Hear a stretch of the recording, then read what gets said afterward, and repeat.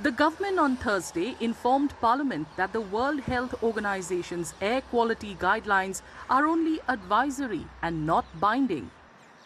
But environmentalists warn that advisory or not, India cannot afford to flout its own air quality standards.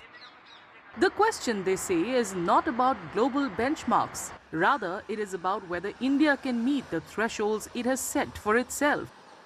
Even though our country's standards are significantly lower than the WHO standards, we have decided that we want to reach those standards first before we go to the next level. And therefore, we should reach those standards. Unfortunately, we're violating those standards.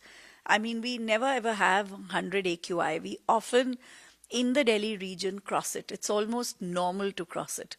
So if we don't have to follow anybody else's standards, but I think we should follow our own. There are very little or no private monitors installed.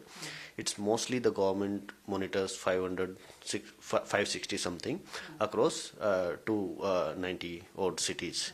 And data from those is collected by CPCB, and that data is synthesized by the global rankings in terms of putting it against the other global cities.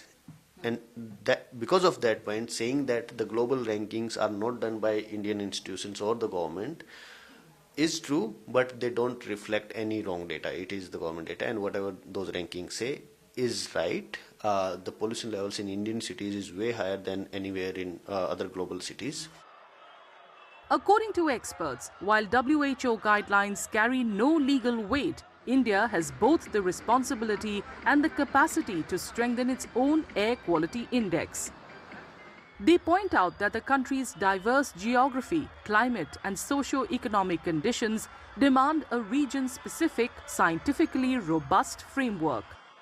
WHO can only advise. The guidelines have to be framed by the nationals across the global community, nations. And why only nations? Why can't even states formulate their own guidelines? And for that matter, WHO can give an advisory direction. The issue has become a flashpoint during the ongoing winter session of Parliament. Opposition MPs are pressing the government to review AQI parameters and align them closer to international benchmarks, citing rising pollution levels across several cities. Most of our cities, major cities, are living under a blanket of poisonous air.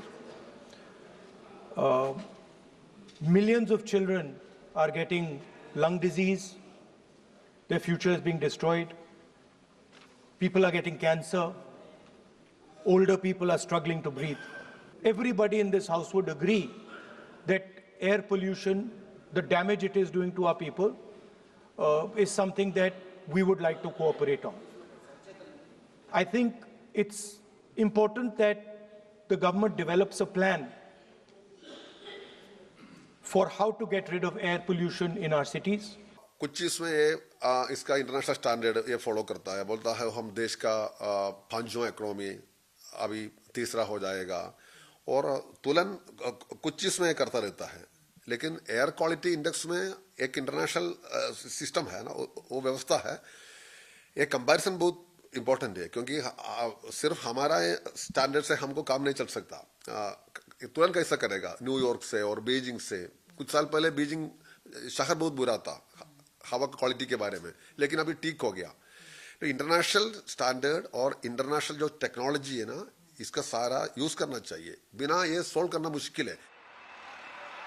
On Friday, Delhi choked under a thick blanket of smog, with the air quality index settling at 332, well into the very poor category, highlighting the urgent need for stricter enforcement of existing standards.